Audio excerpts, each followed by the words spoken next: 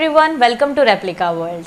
तो आज हम लोग पढ़ने वाले हैं चाइल्ड बर्थ के बारे में, यानी पार्चुरेशन के बारे में। तो चलिए शुरू करते हैं।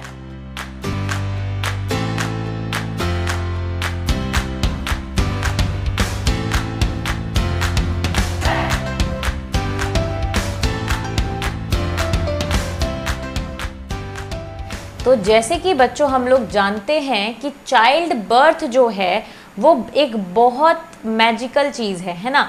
मतलब एक जो पर्सन है वो किसी और पर्सन को जन्म देता है, यानी एक जो लेडी है वो एक बेबी को जन्म देती है। ये एक बहुत ही मैजिकल चीज़ है। कैसे एक जो मदर होती है वो 9 महीने तक बच्चे को अपने यूट्रस में रखती है, उसको पालती है, उसके बाद उसको जन्म देती है। तो आज हम लोग देखेंगे कि कैसे ये प्रोसेस होती है, बायोलॉजी के हिसाब से क्या क्या चेंजेस उस दौरान होते हैं। तो चलिए देखते हैं। तो जैसे कि आप लोगों ने सुना ही, इस प्रोसेस को पार्चुरेशन बोलते हैं, ठीक है। तो इसको प्रोसेस को हम लोग पार्चुरेशन बोलते हैं, यानी चाइल्ड बर्थ की जो प्रोसेस होती है, एक बच्चे को जन्म देने की जो प्रोसेस होती है, उसको इंग्लिश में बायोलॉजी की लैंग्वेज में पार्चुरेशन बोला जाता है, ठीक है बच्चों। तो अब ये चीज़ हमें पता है कि ये जो पार्चुरेशन होता है इसका टाइम 9 मंथ से शुरू होता है। कुछ थोड़े बहुत आगे पीछे भी हो जाता है। कई बार बच्चे जो होते हैं प्री मेच्योर पैदा हो जाते हैं, तो वो एक एबनॉर्मल केस है, ठीक है। वरना तो 9 मंथ्स नॉर्मल माना जाता है। तो इसलिए हम बोलते हैं कि 9 मंथ्स की जो डिलीवरी होती है वो नॉर्मल होती है। वैसे तो थोड़ा और 9 मंथ से आगे भी बढ़ जाता है थोड़ा बहुत, ठीक है। 10th मंथ शुरू हो जाता है, ऐसा भी हो जाता है कई बार। पर हम लोग ऐसा मान के चलते हैं 9 वीक्स, जो 9 मंथ्स है वो सेफ डिलीवरी है। उससे पहले जो होता है बच्चा प्री मैच्योर होता है। तो 9 मंथ्स के बाद क्या होता है, हमारा बच्चा फुली ग्रोन हो चुका होता है, फीटस फुली ग्रोन हो चुका होता है, तैयार हो चुका होता है इस वर्ल्ड में आने के लिए, ठीक है। तो पार्चुरेशन जो प्रोसेस है उसमें हम देखते हैं क्या क्या चीज़ें होती हैं बच्चों। तो देखो, पार्चुरेशन प्रोसेस जो होती है वहाँ पे शुरुआत में बच्चों क्या होता है, जैसे जो हमारा 7th month, 8th month, 9th month होता है, तो इस दौरान जो हमारा यूट्रस होता है, इन मंथ्स के दौरान यूट्रस में ऑक्सीटोसिन के रिसेप्टर्स बढ़ने लग जाते हैं। ऑक्सीटोसिन के जो रिसेप्टर्स होते हैं वो इंक्रीज होने लग जाते हैं। 7th मंथ में इंक्रीज होते हैं, फिर 8th मंथ में उससे ज़्यादा हो जाते हैं, फिर 9th मंथ में और भी ज़्यादा हो जाते हैं, ठीक है। तो ऑक्सीटोसिन के जो रिसेप्टर्स होते हैं वो यूट्रस में बढ़ना स्टार्ट हो जाते हैं, इंक्रीज इन यूट्रस। तो यूट्रस में ऑक्सीटोसिन के रिसेप्टर्स बहुत ज़्यादा भर के आ जाते हैं, यानी बहुत ज़्यादा आ जाते हैं।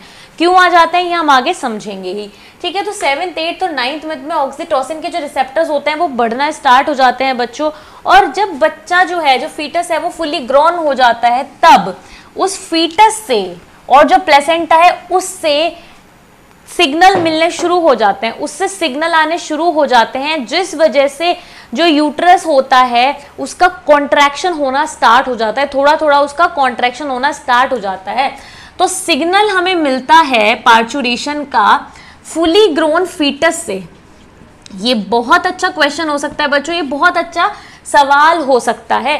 कई बार कॉम्पिटिटिव एग्जाम में भी ये क्वेश्चन आ चुका है कि जो पार्चुरेशन होता है, जो चाइल्ड बर्थ होता है, उसका सिग्नल कहाँ से शुरू होता है, इनिशिएट कहाँ से होता है। तो वो सिग्नल जो हमें मिलता है वो फुली ग्रोन फीटस से मिलता है और प्लेसेंटा से मिलता है।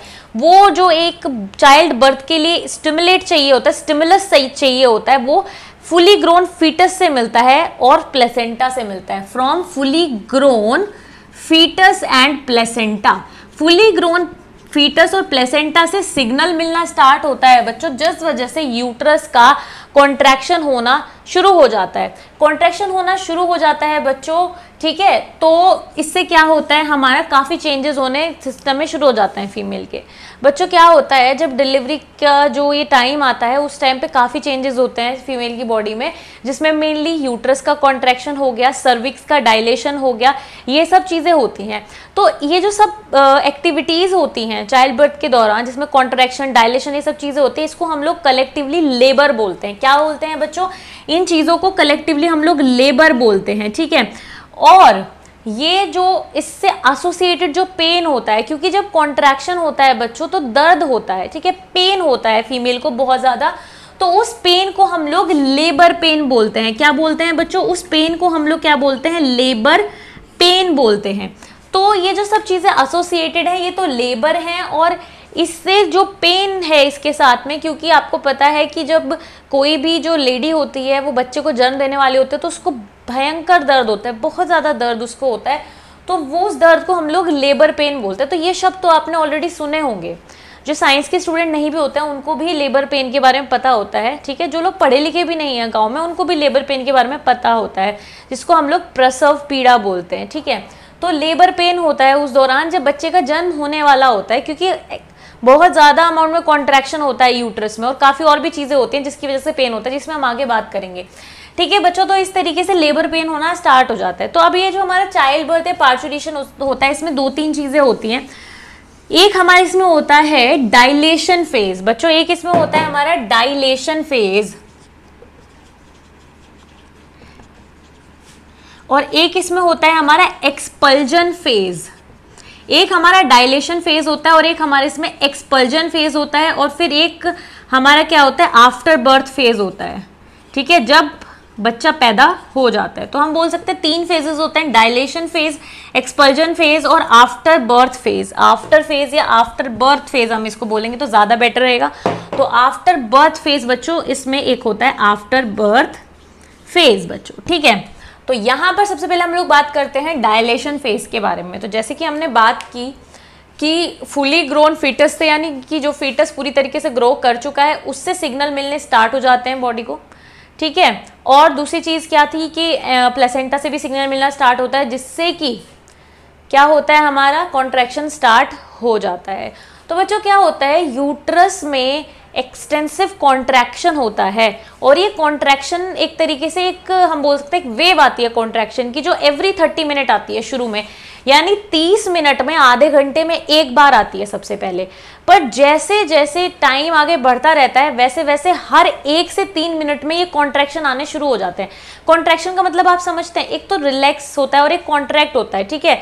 हम बोल सकते हैं देखो, जैसे कि अगर हमारे पास ये एक पाइप है, ठीक है, तो अगर रिलैक्स हो रहा है तो मतलब ये ऐसे रिलैक्स हो रहा है, कॉन्ट्रैक्ट का मतलब ऐसे कॉन्ट्रैक्ट हो रहा है ये, ठीक है, मसल्स में कॉन्ट्रैक्शन हो रहा है ताकि बेबी को आगे पुश किया जा सके फीमेल की बॉडी से बाहर, ठीक है।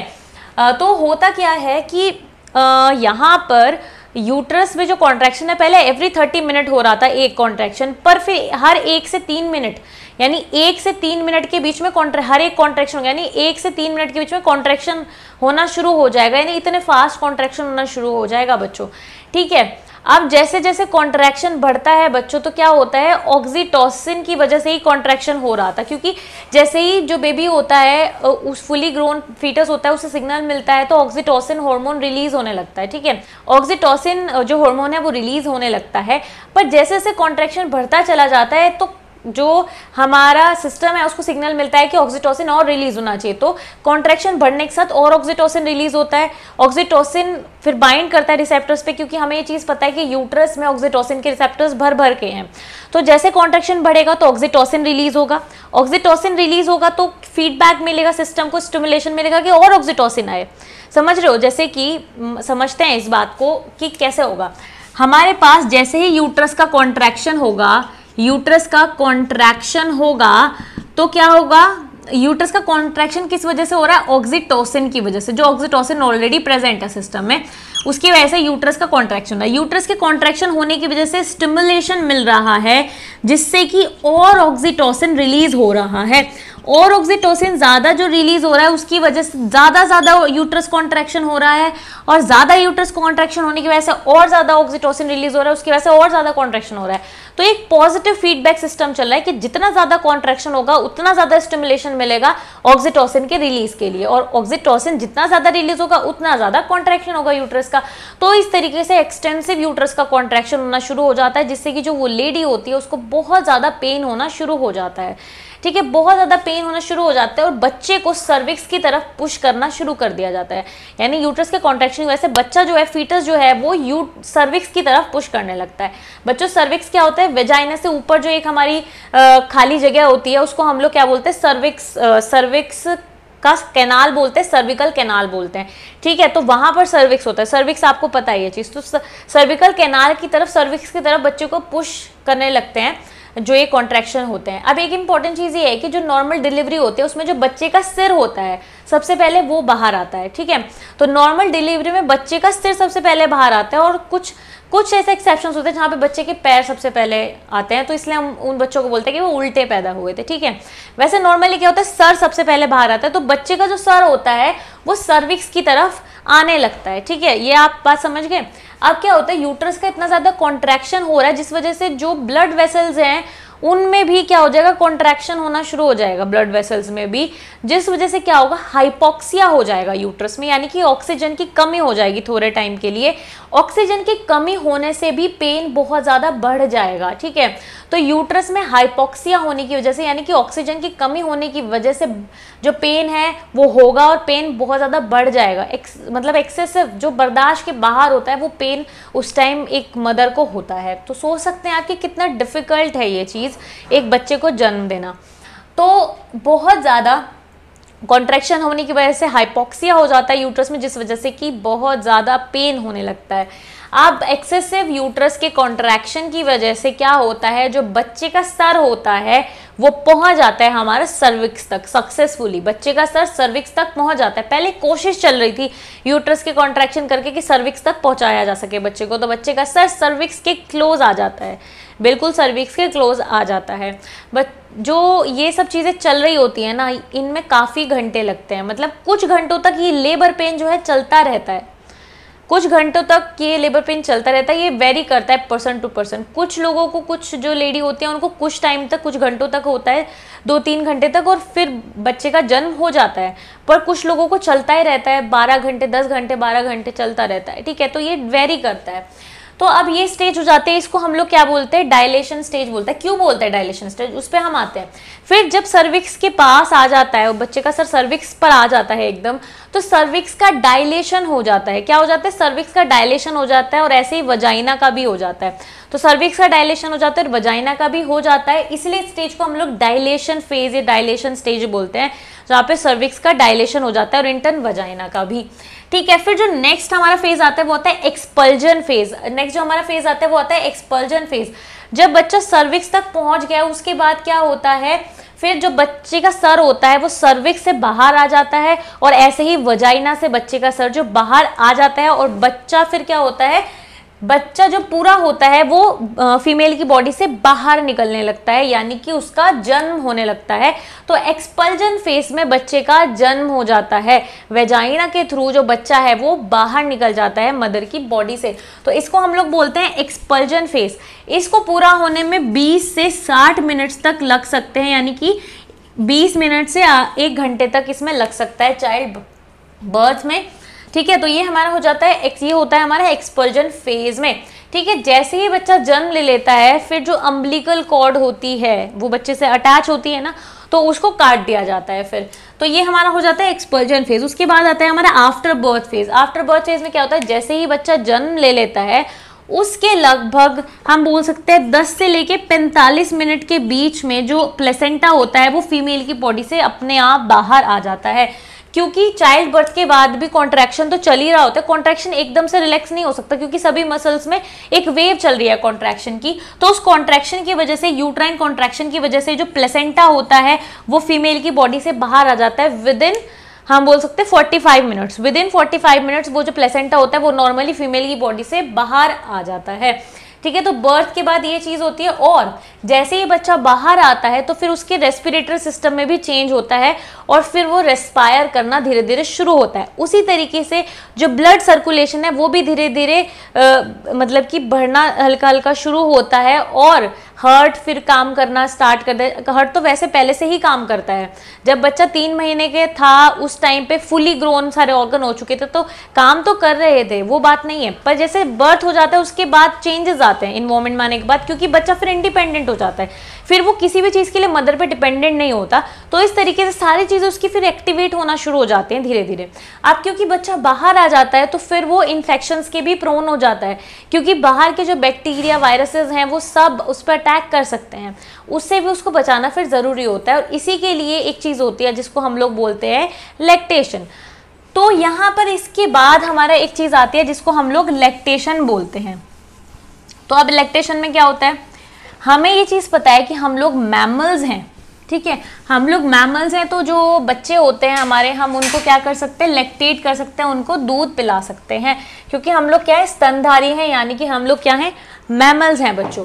तो यहाँ पे होता क्या है, लैक्टेशन प्रोसेस होती है। क्या होती है, लैक्टेशन प्रोसेस होती है। तो बच्चों लैक्टेशन प्रोसेस में होता क्या है, लैक्टेशन प्रोसेस में क्या होता है कि सबसे पहले जैसे ही बच्चे का जन्म होता है तो यहाँ पर सबसे पहले एक मिल्क प्रोड्यूस होता है, एक दूध निकलता है, ठीक है, एक बनता है, उसको हम लोग बोलते हैं कोलोस्ट्रम, उसको हम लोग बोलते हैं कोलोस्ट्रम। वो फर्स्ट मिल्क होता है आफ्टर चाइल्ड बर्थ।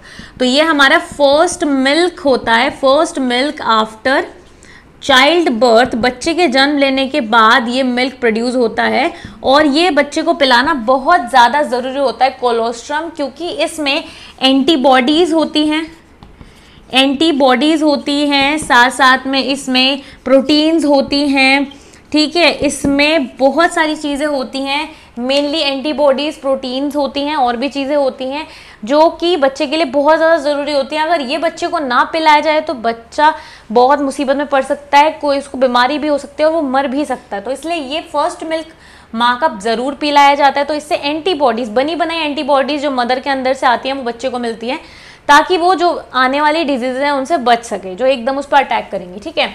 तो इसलिए लैक्टेशन। अब फिर क्या होता है, इसके बाद दूध फिर जो नॉर्मली आना शुरू होता है, मिल्क प्रोडक्शन, वो बच्चे के बर्थ के 3 से 4 दिन बाद फिर सही से बनना शुरू होता है, और फिर बच्चा उसको कुछ महीनों तक, कुछ सालों तक पीता है, और उसकी ग्रोथ उस वजह से होती है, ठीक है। तो इस तरीके से ये हो जाता है हमारा लैक्टेशन।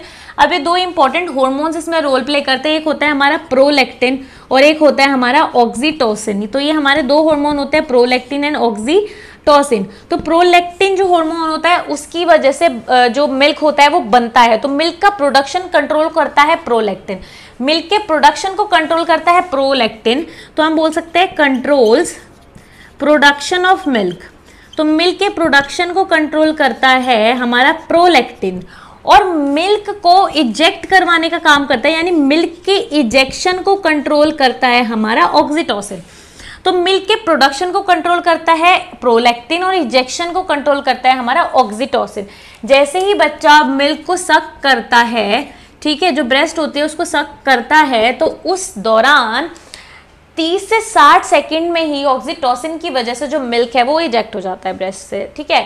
तो ये सब चीज़ें होती है, ये होता है हमारा लैक्टेशन। तो बच्चों इस तरीके से ये जो हमारा चैप्टर था ह्यूमन रिप्रोडक्शन, ये पूरी तरीके से हमने सक्सेसफुली कंप्लीट कर लिया है, ठीक है। तो बच्चों जितनी भी वीडियोस हैं अगर आपने अभी तक नहीं देखी हैं तो आप ज़रूर जाकर देखिए, उन प्लेलिस्ट का लिंक मैं आपको डिस्क्रिप्शन में दे दूँगी। तो आप इस चैप्टर को कंप्लीट कीजिए, और नेक्स्ट वीडियो से, नेक्स्ट लेक्चर के से हम लोग स्टार्ट करेंगे चैप्टर नंबर 4, जिसमें कि हम रिप्रोडक्टिव हेल्थ के बारे में देखेंगे। तो बच्चों अगर ये वीडियो आपको अच्छी लगती है तो उसको लाइक ज़रूर करें, शेयर करें और एप्लीकेबल को सब्सक्राइब करें।